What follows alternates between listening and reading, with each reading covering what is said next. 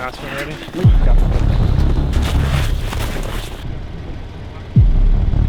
Nobody wants their backpacking trip to turn into a rescue situation. But that's exactly what happened to Dan Becker and myself on a recent rim to rim to rim backpacking trip in the Grand Canyon.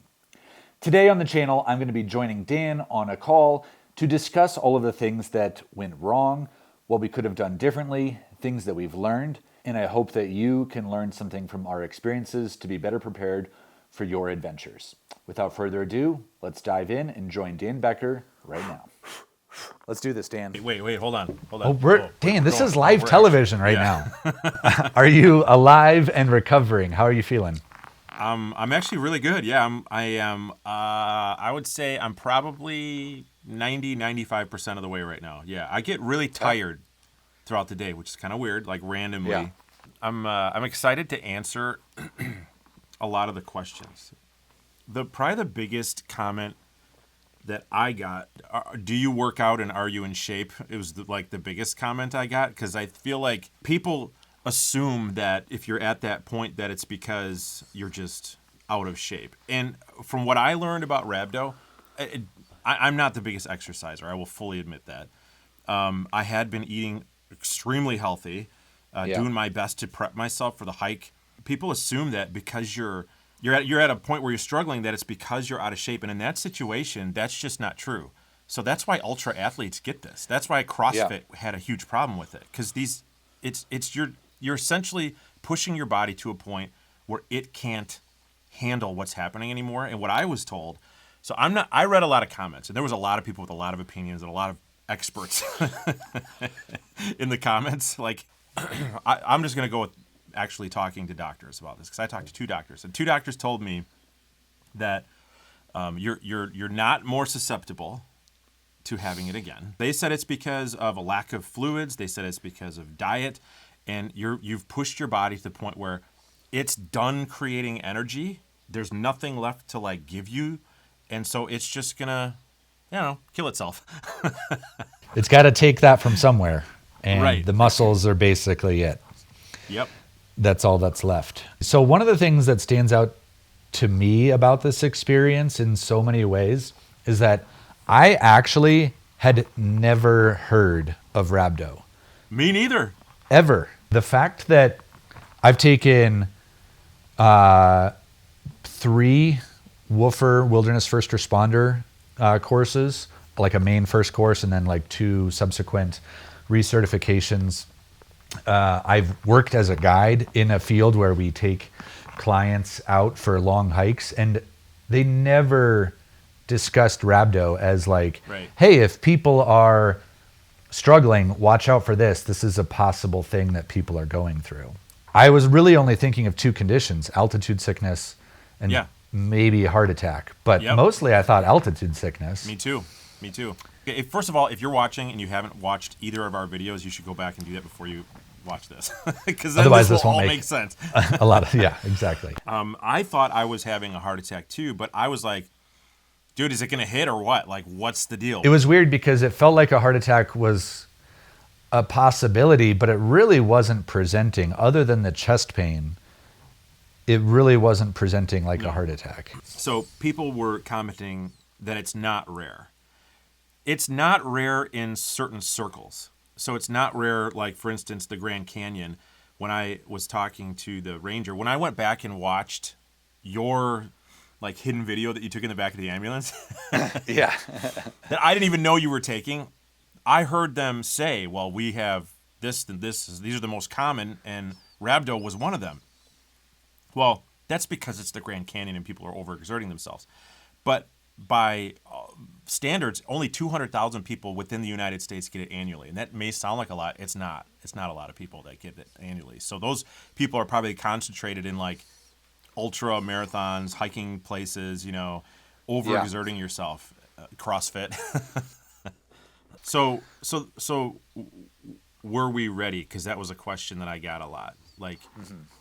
Was I ready for this hike? I'm 100% convinced I was ready for this hike. If going back into it, even knowing the conditions again, not knowing what I would have done it again, because I didn't feel unready. I never would have committed to this if Yeah. I didn't think I wasn't ready.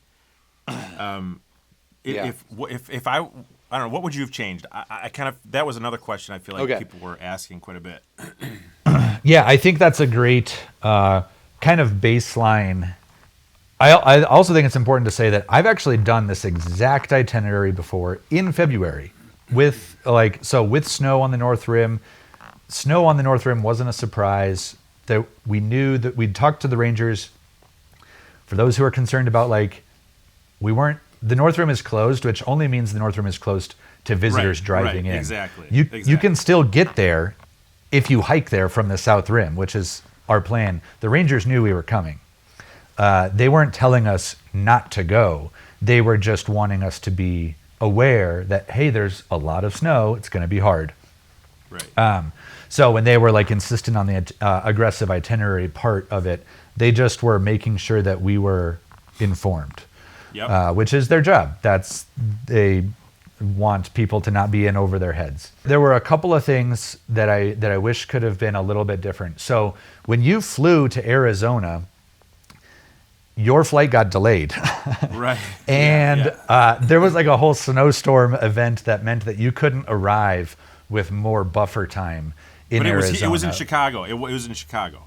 It was the Chicago. Right. Yeah, Not the Arizona. problem was in Chicago. Right. It would have been great to have given you more time at elevation to just have your body. Acclimate. You were training, you're eating well. I think that the elevation is certainly that played a role. In my mind, it definitely played a role because you can be hiking long distances, you can be training, you can be working out, you can be eating right, and then you just go up 6,000 feet or whatever, and your body just needs some time. You having more time Yep. would have helped. We went through the permitting system that the national park has. The Right, backcountry exactly. office Yep. knew we were coming, and the way that it works is there's only so many places that you can camp and stay when you're backpacking in the Grand Canyon. It's a canyon. It's not just vast wilderness area where you can Yep. go anywhere you want. So there was really Phantom Ranch as one option. Then there's Cottonwood, and then there's the North Rim. And Phantom Ranch has the vast majority of users want to go to Phantom Ranch. So it is very competitive to get a permit for Phantom Ranch. And we did get a permit for Phantom Ranch on the back end of the trip, but Yep. getting one wasn't available for that first night. So we would have had to extend our trip by an extra day, and it literally was either this itinerary or nothing. And I've done this itinerary before. We were dealing with commercial filming permits as well. Well, yeah, so that is a really good point. In case anybody's curious, we were not just roguing the system. We were going through the protocols. We'd gotten film permits. We'd gotten our backcountry permits. I thought 5 days was suitable. It was going to be 2 days across we the extended canyon. it, didn't we? Extend it. I was like, yeah, let's go 4 because, and then you're like, well, that's a little aggressive. Yeah, you wanted to go across and then straight back without. Yeah, but I was no. Rest day. We're going to have a rest day. I didn't even want a rest day. I'm like, bro, I got this. Yeah, so we had built in a rest day. The rest day was the day you got evacuated. Yep. That was Yeah. so. I was resting in the back of an ambulance Yeah. with lots of drugs. Lots of drugs. So that was the most drugs I've ever seen Dan do. And I've seen him do some drugs. He's such a liar. Advil, ibuprofen. Oh man. Yeah. So the day that I was honestly the most worried about, and I told Dan this on the trail, was day 1, getting from the South Rim to Cottonwood. It's a big day. That and it's deceptive. The rigors of the Grand Canyon are really deceptive. You go down a vertical mile in 7 miles, and after you were feeling good when we got to Phantom Ranch. Yeah. It's like, yeah, you're fine. And it's not until you add 3 or 4 more miles on top of that you're like, whoa, my body is hurting. And most people don't understand the fatigue that kind of downhill puts on your body, because when you are carrying weight, and the Grand Canyon, it's like 10,000 stair steps. So you are going down, and most of the stair steps are actually made for mules, not hikers. So the drops Yeah, are right. bigger. Yeah. You're using a lot of stabilizer muscles. You're actually like trying to stop your body with every downward step from, Yeah. just putting a massive impact on your feet. You're kind of lowering Yep. yourself down. And doing that over 7 miles and a mile of vertical down is taxing. And we were all feeling good, but that taxing doesn't show up until miles later, which we obviously felt. But even that was like, I've done that before, and with the last 2 miles to Cottonwood, every time I've done that, that was my third time doing that. I've been worked. So it wasn't alarming. It's just what you sign up for when you go in and do a trip like this. It was surprising to me how worked I was, because I've done Yeah. big days. I've done longer miles, but Yeah. it is deceptive what the downhill did. I mean, even Emmett, who's 20 years younger than me, Yeah. when he got to the bottom, he was kind of hurting, and I was like, huh, oh, the young guy's hurting, huh? I'm feeling great. Oh, that's too bad. But he was hurting, and, Yeah. and I think part of it was that he didn't use trekking poles on the way down, and then we finally got him to use the trekking pole. Remember, we were like, hey, you really need to pull out your trekking pole. Yeah. It was about 5 miles in, and we could see like, okay, Emmett's feeling this probably more than anybody else at this point. And it's because he was the only one who wasn't using a trekking pole. And he was just going off of raw, youthful muscle power. And that was probably unwise.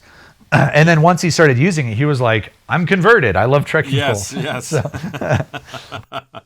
I think if I would have done anything differently on this hike, I think, hindsight is 2020. I think looking back on it, though, I probably would have taken an extra night at Cottonwood to recoup. I would have forced myself to drink more water because it was cold. And when you're cold, at least for me, I naturally drink less water because I'm not sweating. And I have to force myself to drink water. I don't like drinking water anyway. I'm not like a water guy. I like drinking flavored things. It's just, water's just not my thing. And so it's really, even when I'm out there, it's tough for me to like, oh man, here we go, I gotta drink water. Yeah. So- You probably should have not tapped into your flask of tequila. You drank like 750 milliliters It was of gone. tequila. I don't know what happened to it, Eric.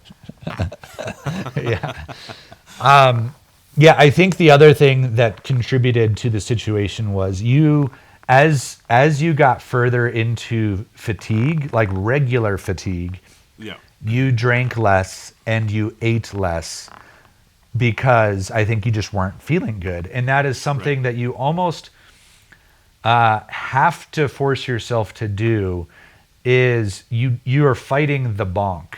You're fighting off like just dropping off of a cliff with your energy and your nutrition. And like, because we had discussions about like, hey Dan, can you drink more water? This was something. Yeah. There's a lot of details that aren't in the video, just so you know.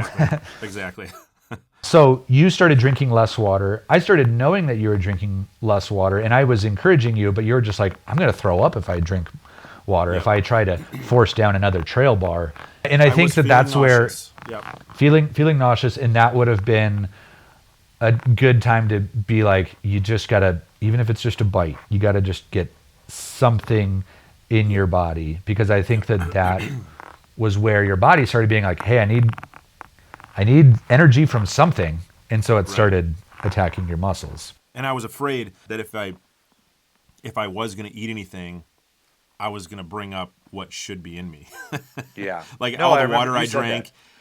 And I'm like, I don't want to be more dehydrated. Like throwing up, that's not good. I don't want to do that. And then the other thing I feel like people were asking too in the comments was like, why didn't you just stop on trail? Like if you thought you were going to die, Dan, like what was the point of going on? Why didn't you just stop where you right there on trail? And I thought in my mind, and I think we all did, that the best escape route would be to get me to the top. In my fear, in my trauma of experiencing the moment, my brain was probably thinking this could be it.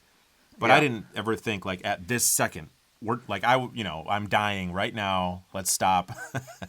It just pushing through the pain. Hindsight is 20/20 though. I had a ranger comment on one of the videos, a former ranger, I think, search and rescue, and he said, I would have rather had you camp there because too many people pushed themselves to death. And I thought that was interesting. But of course, watching the video, in hindsight is 20/20. I don't think I was at that point there. I feel like it got progressively worse as the night went on. Yeah. It didn't get better. Like I got worse in my tent overnight. That's where the pain was at a 10 out of 10. And it wasn't until, and people don't know this, but I totally barfed my brains out in the morning.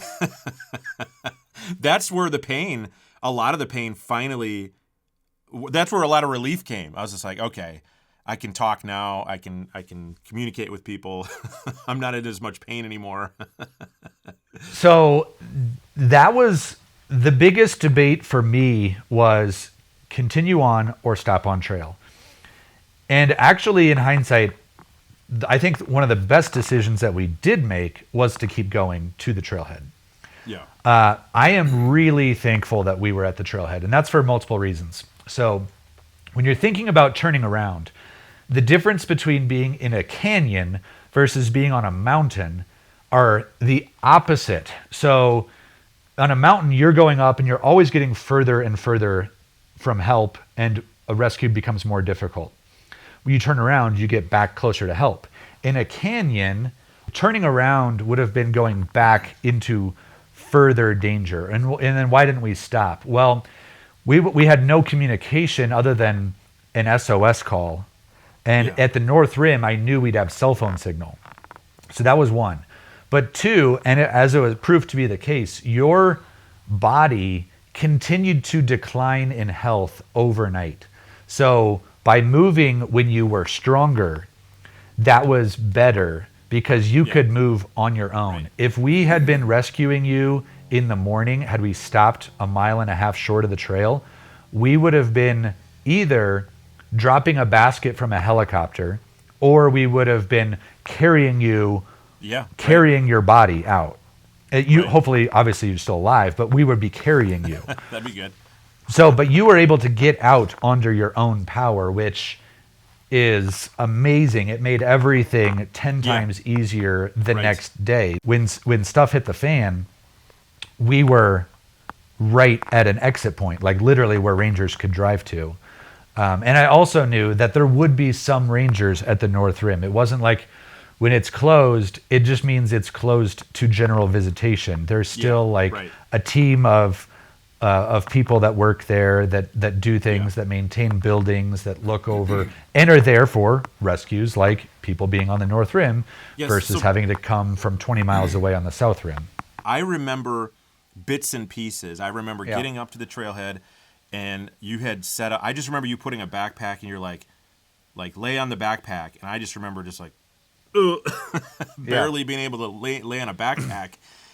And thankfully, you guys had set up my stuff for me. I crawled in there, and so that's why rescue was so easily able to grab us out of there that morning. Yeah, because we were smart enough. I do believe it's the right choice that we did hike on to those past couple miles to get to the trailhead to get us out. Hindsight, I still would have done that again, knowing what I know now for sure. I am confident that if we were on the trail below the rim, the rescue would have been infinitely more difficult, and communication would have been infinitely more difficult.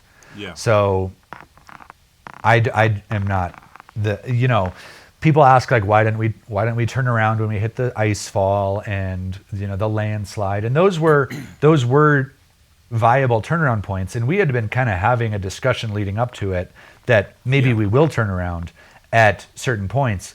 But we got there, we got to the ice fall, and it was really just a time. It wasn't that it was impossible. Time, right. It was and it was time. Probably more dramatic in the video too. Like people that watched it probably thought, "Oh my gosh, there's an avalanche that just happened on trail." Like That you should never. It was, yes, it was a big ice fall, but it wasn't.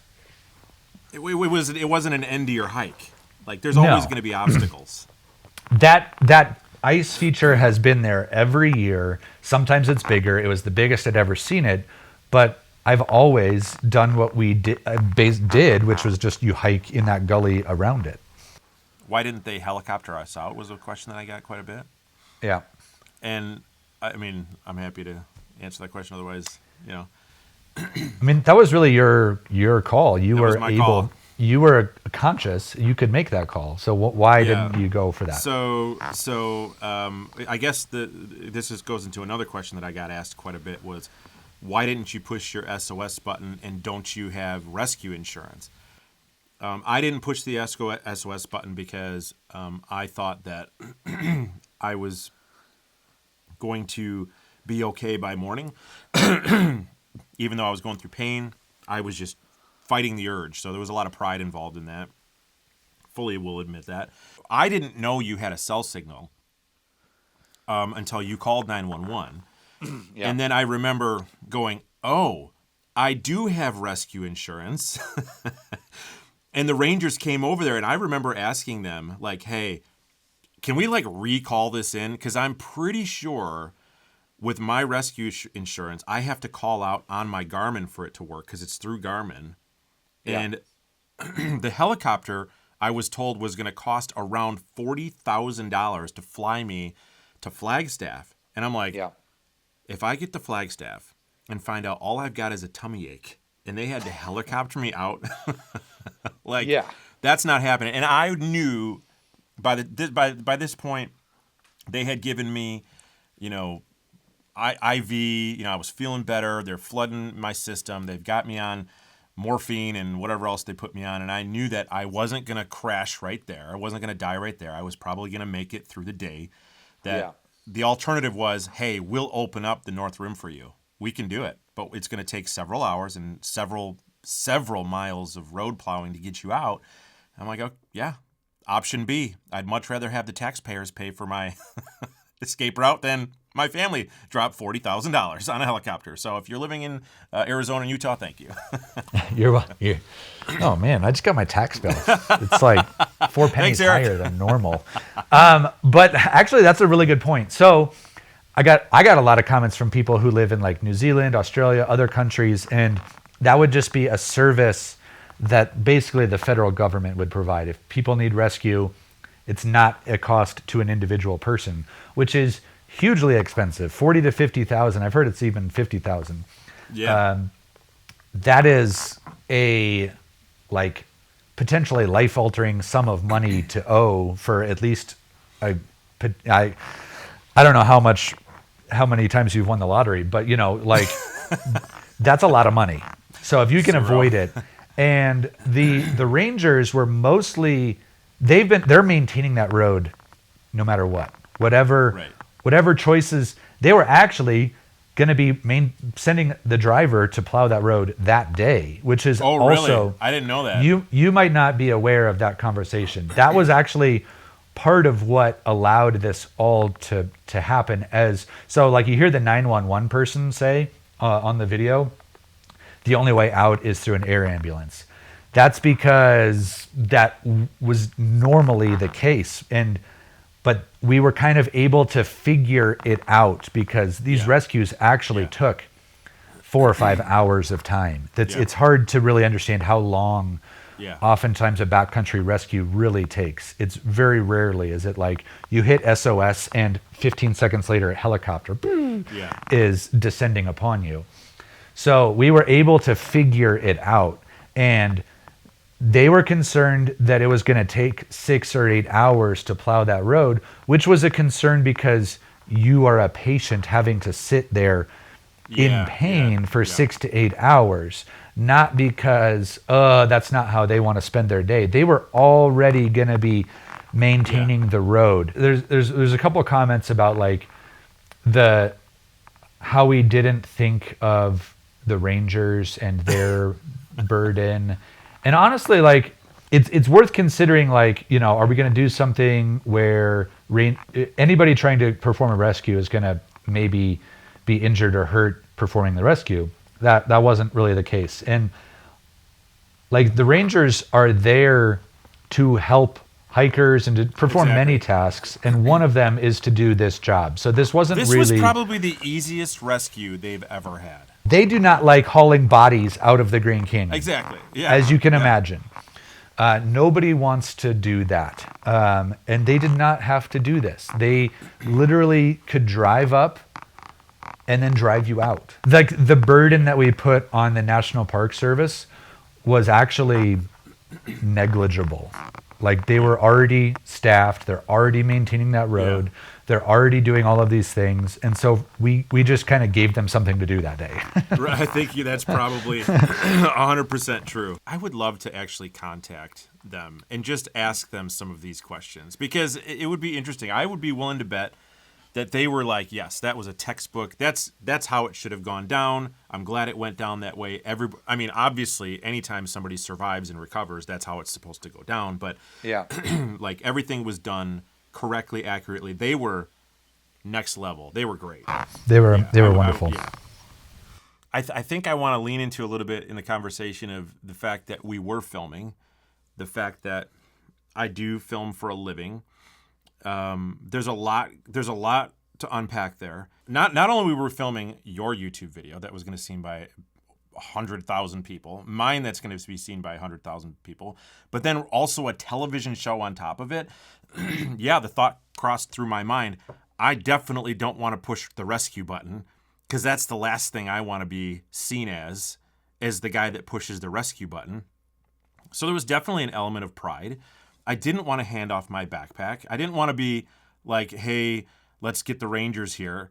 Because I didn't know what was going on. I didn't know what it was. Because I thought maybe it is a tummy ache. You know? What people don't realize is that at 4 o'clock in the morning, when I pulled out my phone and filmed myself at that moment, I wasn't thinking, oh, this will get views. I was thinking, like, my family's going to want to know what happened. Like, this is the stitch of effort that I've got left to be able to film anything was happening so that I even have recollection of what was going on. It wasn't like, all right, let me get my makeup on now. And, it was like, that's what was going through my mind in those situations. Yeah. We definitely weren't doing this to be like, let's get one kick-ass video. I'm really glad that we filmed. And there's really only so many people that can be like in the tent attending to you or things like that. Right. Like having all 4 of us in your 1-person tent doesn't help. And so it was like, get the cameras, like film this. And because it's also really not just for the sake of entertainment, but I'm glad that I have it so that I can look back and be like, okay, I'm really glad that I handled things this way. Almost for the ability to have a non-biased, like there's just video evidence of what happened. And it's not, because both of our memories for various reasons on various things are like probably not 100% accurate. Would you ever do this again? Yes. I mean, I would. I would do it again. I would do it again in the winter as well. So what's unclear is I've done this trip before several years ago, and one of the reasons why I wanted to do it again in the winter is because it's a really, really unique time to be in the Grand Canyon.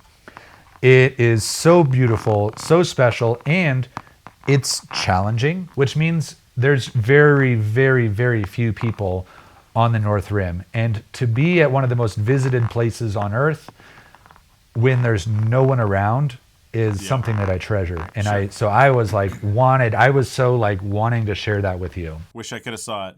I know. You never got to really I got videos, see the though. view. I saw the videos. I would probably try it again, though. But I would have an extra day to recoup at Cottonwood. That's where I probably would have taken my rest day. And I would be more attuned to eating and drinking. I was not. I just wasn't. And it wasn't because I was not trying to not eat and drink, but I had no appetite, So And then the other question I got is how did Jake and Emmett and Eric get back? Well, we hiked back. I paid for the helicopter for him. Yeah. That was what the 40 Yeah. grand was for. Yeah. No, and it was hard, and we were all hurting, and I got lots of blisters, but it was, it was what we expected. It was there weren't additional complications or things like that. So, Dude, some dude back. I will point this guy out because he was a total moron too in the comments. But some dude commented. He's like, you guys were obviously unprepared and didn't know what you were doing, and I could tell by the heavy backpack that you were carrying, Dan, and all the heavy gear that you had that you were unprepared for this trip. My backpack with food and water was like, what was it, like 34 pounds all in with winter gear? I could not believe how light your backpack was. Mine was 52 pounds. Yeah, Mine was a full 18 pounds more than your pack. If anything, I was the jackass with the overly absurd pack. Part of it was having first aid stuff. Part of it was having camera equipment. I was carrying a lot of fuel. Dude. I carried like 2.5 pounds of camp fuel because we were going to be melting snow on the. We could have melted all of the snow in the Grand Canyon. We could have reduced the snowpack. I could have just been out there melting snow. And with the amount of fuel that you carried. One of the things, I did not want to be responsible for us having no ability to drink water. Because I was going to skimp on a fuel canister. Yeah, I think we had enough fuel. We were good. We did. We were good. You probably still have enough fuel to do it again. Yeah. And so there is one other thing that I think that at least is important for me, I would like to talk about, is just the idea that this type of thing, I won't say that it's inevitable, but when you spend a lot of time outside doing trips in the mountains, in canyons, something at some point will go wrong, and that doesn't mean that you are inept. It doesn't mean that you are ill-prepared. It sometimes just stuff happens. A fully competent person breaks a leg, or a rock falls down and hits somebody and causes an injury, or an avalanche happens, or there's all sorts of things that can happen in the outdoors, or an unexpected weather event can come in. And those are risks that anybody who chooses, like myself, I make my profession. My profession is to be like an outdoor wilderness kind of professional. So I understand that there are risks. I've said this before to you. I do think of any of the mistakes that really tend to happen for people who have as much experience as I do, or you do, or a lot of like outdoorsy people do, it generally comes from overconfidence. And I think that if anything, that was again, the biggest mistake I had was that I always assume that we're going to just be able to be fine, that we'll be able to figure it out, that we'll be able to navigate it, which ultimately we did.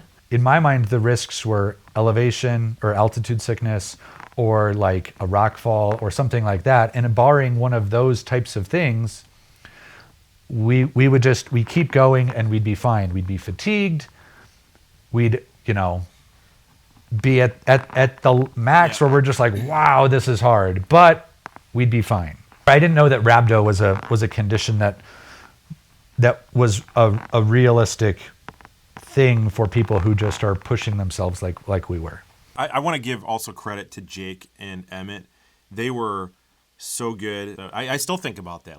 Wow. The people that I was fortunate enough to be with were a huge reason because I legitimately do not think I would have had the mental capacity to encourage myself to get out of the canyon had I not had you guys there, for sure.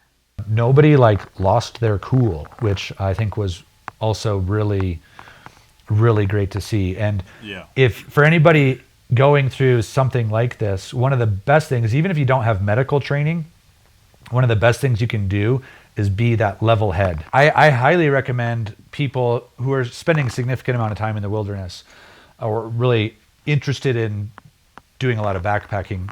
Wilderness first aid, wilderness first responder courses are amazing.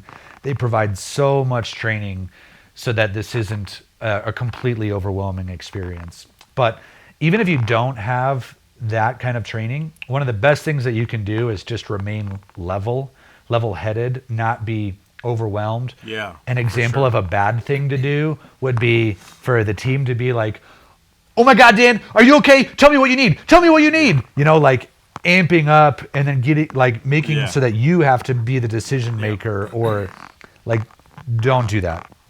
Remain calm, keep people breathing, keep people like calm and relaxed, even if that's all you know how to do. That's really, really powerful. It was funny, even being in the hospital. When I was in the hospital, I thought to myself, I was trying to plan when I could do this hike again. Like I wanted to do it. Looking back on some of the video that we filmed, but seeing it, it was just like, oh man, that was awesome. Let's do that again. Like, but let's just maybe a little bit less of an extreme situation, but for sure, like I'm looking at the calendar. like let's go. Honestly, I couldn't believe that you texted me like 2 days later. Like, when are we going back to the Grand Canyon? I love that. And I would do it again. And I'd do it again. I mean, it was crazy, but honestly, like still, there's so much of me that's like, I kind of loved it. As weird, as much as that might not make sense to people. Well, no, because you asked me too. You're like, if you could go back and change it to like how you wanted it to go down or how it went down, what would you rather have? And I think I would want it to go down exactly how it went. Not because it was cool to suffer and be in a hospital and almost die. I think it was such a learning experience. I feel that much more elevated in my own personal experience. And then what it can teach other people now, because thousands of people are going to watch this. And for them now to be more aware of their own bodies, their own situations, their own hikes, their own planning, and maybe catch it when somebody else is going through it, that's going to make some differences. So yeah, I think I would have kept it. Yeah, I mean, in ways, I'm glad too. Like, obviously, there's so much to learn. I think that when you go through something like this, it inevitably creates a shift, I think, in you as a person or me as a person. Going through this, I now know how I did react under stress, under pressure. Yeah, for sure. Yeah. And that is like reassuring that I feel like, okay, when stuff hits the fan, I can keep it together. All of these situations are complicated. There's nuance. There's 20 different decisions we could have made along the way. Each would have resulted in slightly different variations. There was stuff that we could have done differently. There's learning points. But I feel proud of us in a lot of ways. For sure. I'm glad that other people will be aware of rhabdo and what to look out for, how to be safer. I at this point, like 250,000 people have watched our videos in like 2 weeks or a week, 1 week. It's not even been out. Yeah. So it's pretty amazing, like the level of recognition that this can bring to backcountry safety. You know, a lot of times we talk about like Garmin's or Zolios or things that it's kind of disconnected from real world scenarios. And now we can kind of have a real talk about backcountry safety that's rooted in real experiences. That's just so different than just hit the SOS button. You've always got that in your back pocket, which is true. And it's nice to have, but it's still, it provides a reality and grounding on the discussions of how to determine what's too much, how to determine if you're going to be dangerous, how to determine risk taking. I feel like we could keep on talking about stuff, but again, I think hindsight is 20/20. Looking back on it, it's easy to scrutinize and look at everything you did. And sometimes I wish everybody's adventures and all their mistakes were also put on YouTube, so you and I could both go and scrutinize those as well, and see how much different those would be as well. But we're just the ones that chose this life, and we put ourselves out there. So yeah, there it is. That's true. But for sure, I'm glad that it went down the way it did. I'm glad that you guys were there. I'm glad that everybody's healthy, and I cannot wait to do it again. So. Dan, I'm glad to hear that. I'm glad that wasn't the end of our relationship. I really have, just become good friends with you and bonded. And I think that's fun to see in the video too, is like the level of trust and friendship that we've genuinely developed over the last year, 2 years of backpacking together. So let's figure out another time to go do something fun. Let's do it. Awesome. Thanks, my friend. Let's do it soon. Later, Dan. Thus concludes my conversation with Dan as a wrap-up for the epic Grand Canyon rescue. Obviously, we've learned a lot. Dan and I have each individually learned a lot, and I hope that this conversation was illuminating. You try to make as good of a decision as you can when you don't have all the facts. That's what's tough about backcountry scenarios or rescues or health emergencies. You're not going to know everything. And you just try to do the best you can. So I'm thankful for the team once again. Thanks so much for all the comments that have come through on the video. It's like hundreds and hundreds of comments. And I take them to heart. So I read them. I am interested in what y'all have to say. Some stuff I'm going to dismiss because I just don't believe it to be accurate. But certainly some people have stuff that's worth considering, absorbing, kind of thinking through, processing, and it makes a difference. So thank you so much for your comments, and also just for how much support and love has been poured out on my channel and on Dan's channel. So I really appreciate that, of course, as well. Thanks so much for watching, and of course, make sure that you check out Dan's video. This is going to have a lot of crossover. It'll be different here and there, but check out Dan's channel. He's a wonderful human and a good friend of mine. And I've talked long enough. My voice is going. So that's it for me. I'm Eric Hansen. I'll see you later, everybody.